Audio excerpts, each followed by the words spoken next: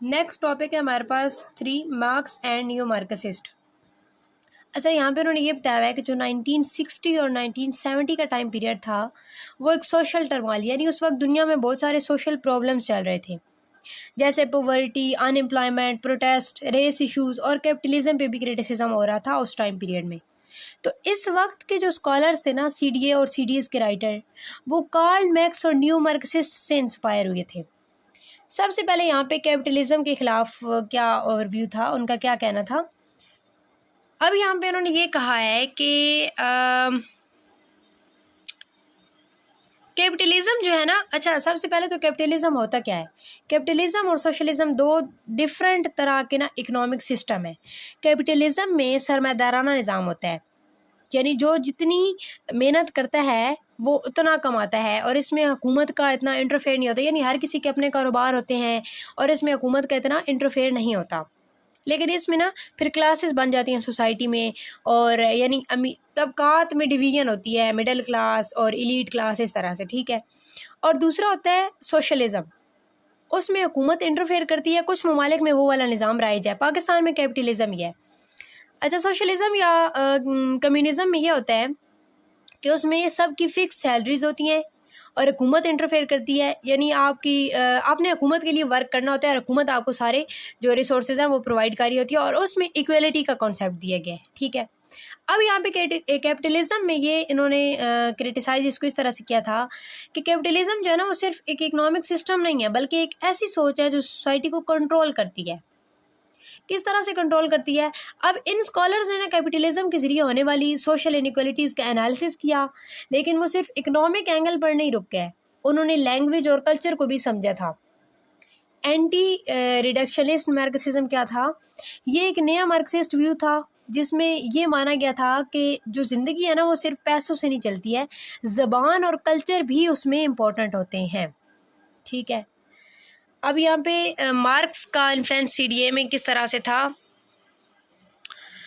Karl max जो है ना, उनका ये कहना था कि सोसाइटी के सिस्टम को समझने के लिए हमें उनकी क्लास और इकोनॉमिक बेस को देखना चाहिए, यानी किसी भी सोसाइटी को समझने के लिए ना हमें उसकी जो क्लास है और उसकी जो इकोनॉमिक बेस है, जो उसकी बुनियाद है, उसको हमें देखना होगा। अब सीडीएस वाले कहते हैं कि मार्क्स का ये मॉडल हमें लैंग्वेज और सोसाइटी के बीच का रिलेशन समझाने में मदद देता है। फेयर क्लाफ का कहना था कि लैंग्वेज में ना आजकल का जो यानी कि कैपिटलिज्म में सेंट्रल हो गई है।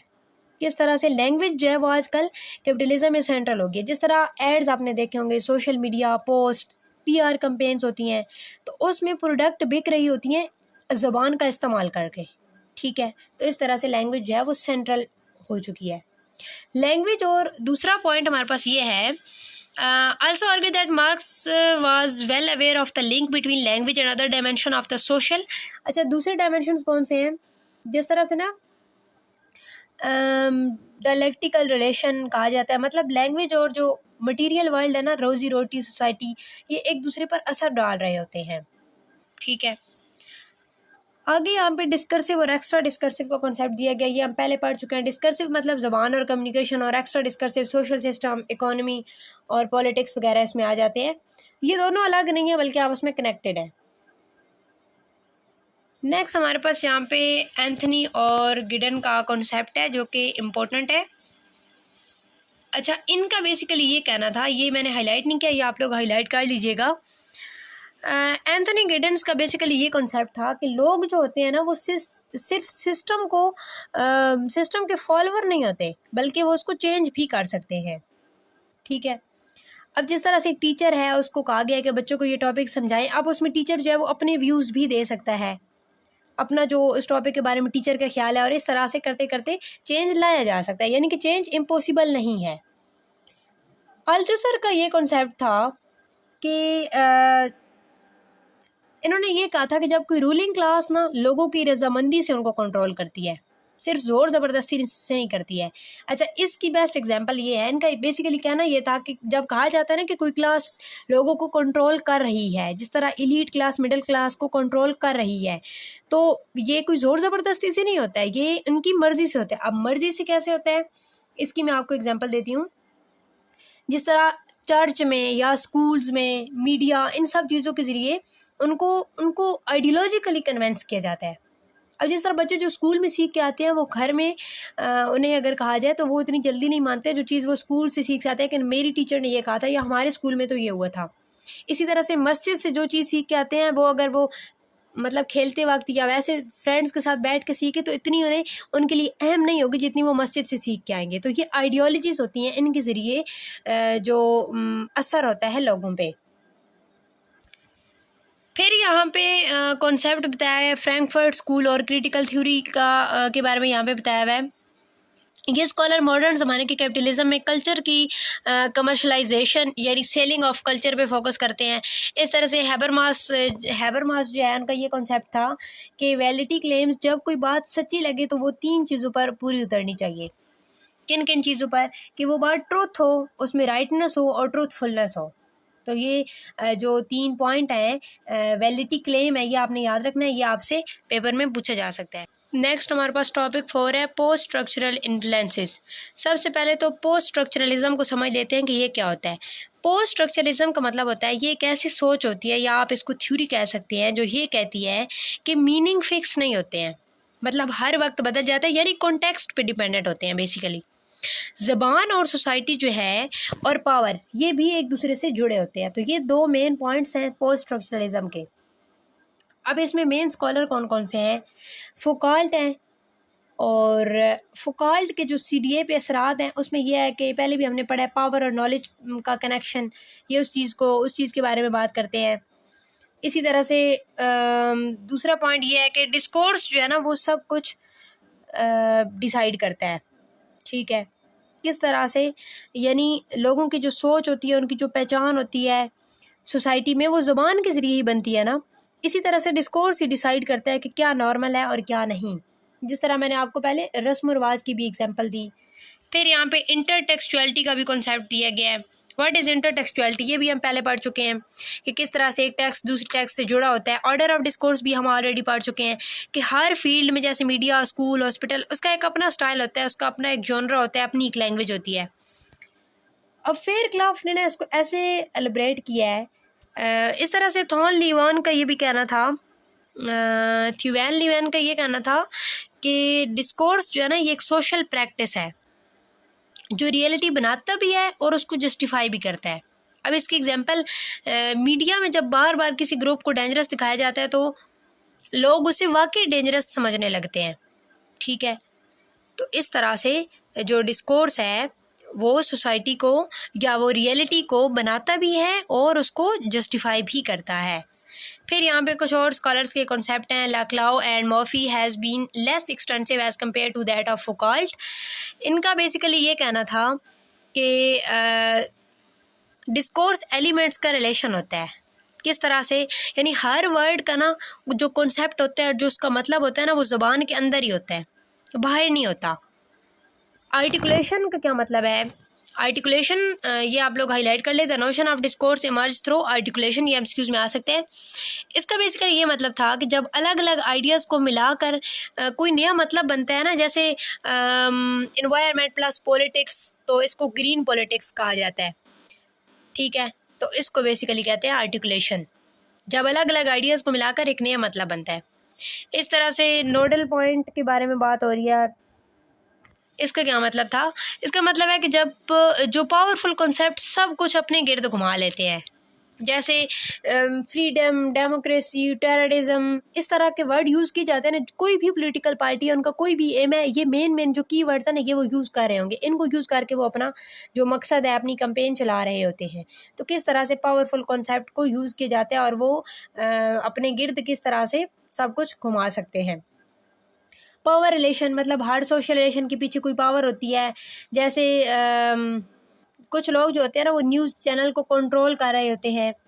इस तरह से नॉर्मन फेयरक्राफ्ट का भी यहाँ पे फिर इन्होंने कॉन्सेप्ट बताया हुआ है अगेन, कि नॉर्मन फेयरक्राफ्ट ने बेसिकली ये कहा था कि जो पोस्ट स्ट्रक्चरल थ्योरीज है ना, जैसे लक्लाउ और मॉफ की थ्योरीज हैं, मार्क्सिज्म के साथ मिलाकर थ्योरीज को डेवलप किया जा सकता है। डिस्कोर्स एंड सोशल चेंजेस की थ्योरी। अच्छा, यहाँ पे श्लार्की और फेयरक्राफ्ट का भी कॉन्सेप्ट जो है ना, ये एक दो तरफा ताल्लुक है। किस तरह से? डिस्कोर्स और सोसाइटी का।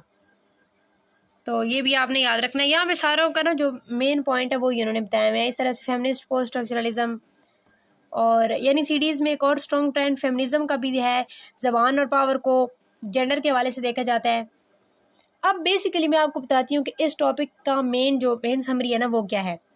सबसे पहले हमने पढ़ा कि फुकाल्ट का ये कहना था कि जो डिस्कोर्स है ना वो क्या है? Power. Discourse plus power equal to society, उससे सोसाइटी बनती है। वैल्यू अर्न का ये कहना था कि डिस्कोर्स जो है वो रियलिटी को क्रिएट भी करते हैं और जस्टिफाई भी करते हैं। इस तरह से आगे हमने पढ़ा लाक्लाउ और मॉफ का ये कॉन्सेप्ट था कि डिस्कोर्स जो है वो सिस्टम ऑफ रिलेशन है, ठीक है, या सिस्टम ऑफ पावर आप कह सकते हैं। फेयर क्लाफ का जो कॉन्सेप्ट था उसका मतलब था मार्क्सिस्ट थ्योरी प्लस डिस्कोर्स, तो उसको सोशल चेंज के तौर पे देखा जा सकता है। इस तरह से फेमिनिस्ट सिटीज ज़बान में जेंडर बायस और पावर का एनालिसिस हमने देखा। नेक्स्ट और लास्ट टॉपिक है हमारे पास कंक्लूजन। इसमें हम जो हमने पूरी चैप्टर में पढ़ा है उसको हम कंक्लूड करेंगे। अब असल बात यहाँ पे ये है कि अगर जो सिटीज़ है ना क्रिटिकल डिस्कोर्स स्टडीज़, वो अपने क्लेम पर पूरा उतरना चाहता है, मतलब जिस तरह पावर का एनालिसिस या आइडियोलॉजी का एनालिसिस वगैरह, तो उसका जो सोशल थ्योरी के साथ स्ट्रॉन्ग कनेक्शन है ना वो होना बहुत ज़रूरी है। बेसिकली पूरी चैप्टर में हमने उसका सोसाइटी के साथ, सोशल थ्योरी के साथ कनेक्शन पढ़ा है। जिस तरह अगर हम मीडिया में बायस का एनालिसिस कर रहे हैं तो हमें समझना पड़ेगा कि वो बायस सोसाइटी में कैसे बनता है। जैसे जेंडर बायस हो सकता है, रोल, कैपिटलिज्म, कुछ भी हो सकता है, तो वो बेसिकली क्रिएट कैसे हुआ है। इसी तरह से सीडीएस में जो डिफरेंट थ्योरीज मिलती हैं, सीडीएस के अंदर मुख्तलिफ स्कॉलर्स हैं, तो उनकी जो थ्योरी जो यूज़ करते हैं, जैसे मार्क्सिस्ट की कैपिटलिज्म थ्योरी हमने पढ़ी, फेयर क्लाफ का पावर और इनइक्वलिटी का कॉन्सेप्ट था, पोस्ट स्ट्रक्चरलिस्ट फुकाल्ट और लैंग्वेज पावर के बारे में, फेमिनिस्ट क्वेयर के बारे में हमने पढ़ा। तो ये जो वैरायटीज़ है ना, इस वैरायटी से एक फ्लेक्सिबल टूल किट मिलता है, यानी किसी भी सोशल प्रॉब्लम को समझने में मददगार है। लेकिन थ्योरीज जो है ना ये आपस में टकराती भी हैं, यानी एक दूसरे से ये कॉन्ट्राडिक्ट करती हैं। किस तरह से? जिस तरह से मार्क्सिज्म कहता है कि सोसाइटी स्ट्रक्चर से कंट्रोल होती है, ठीक है, मार्क्सिज्म का ये कॉन्सेप्ट था। और इसके जो बरक्स थ्योरी है पोस्ट स्ट्रक्चरलिज्म, वो ये कहता है कि मीनिंग जो है वो फ्लेक्सिबल होता है, फिक्स नहीं होता है, ठीक है। तो इन जो ये सारी कंट्राडिक्शंस है ना, इनको समझना सीडीएस के स्कॉलर के लिए एक चैलेंज है। इस तरह से प्रॉब्लम ओरिएंटेड रिसर्च अप्रोच, यानी सीडीएस में अक्सर पहले मसला देखते हैं फिर थ्योरी या मेथड यूज़ करते हैं। ये फ्लेक्सिबल है, लेकिन इशू इसमें ये है कि आप कौन सा प्रॉब्लम देख पाते हो, ये भी आपकी थ्योरी पे डिपेंड करता है ना। यानी अगर आप मार्क्सिस्ट लेंस लगा के देखें तो वही उसमें उसी सेम चीज़ में आपको इकोनॉमिक एक्सप्लॉयटेशन नज़र आएगी, और अगर आप उसको फुकाल्ट के नज़रिए के मुताबिक देखें तो आपको लैंग्वेज और नॉलेज का कंट्रोल नज़र आएगा। इसके अलावा जो marxist inspired scholar and CDS aim to make interconnection visible including hidden resources of meaning creation and their role in the prolonging of human suffering.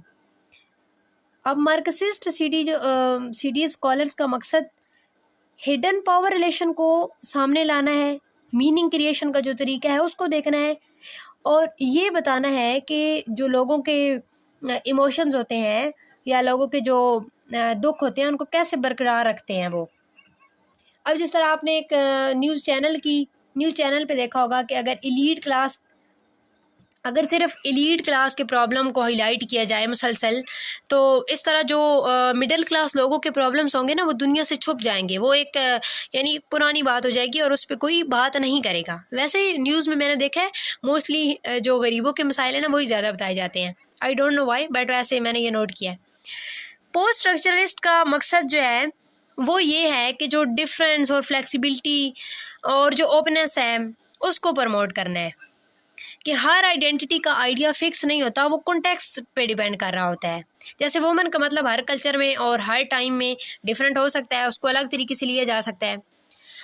अब जो मेन चीज़ हमने पढ़ी ना वो ये थी कि कोई भी एक डेफिनेशन जो है वो इसके लिए काफ़ी नहीं है, हर अप्रोच का एक अपना व्यू है, और वो सोसाइटी को इसके लिए ना अपना एक जो क्लियर व्यू है ना सोसाइटी से रिलेटेड उसको डिफाइन करना होगा। सीडीएस का एनालिसिस लैंग्वेज, सोसाइटी और power. Social theory basically study करती है वो थ्योरीज जो सोसाइटी को समझने में मदद करती हैं। इस तरह कॉन्ट्राडिक्शन में हमने पढ़ा कि थ्योरी का आपस में टकरा जाना। प्रॉब्लम ओरिएंटेड यानी मसले के हिसाब से थ्योरी चूज़ करना। मार्क्सिस्ट व्यू ये था कि हिडन पावर और सफरिंग हाईलाइट करना। इस तरह से पोस्ट स्ट्रक्चरलिस्ट व्यू ये था कि ओपननेस और मल्टीपल मीनिंग को किस तरह से समझा जाए। तो ये था हमारा आज का लेक्चर। मिलते हैं नई वीडियो में नए टॉपिक के साथ। दुआ में याद रखिएगा। अल्लाह हाफिज़।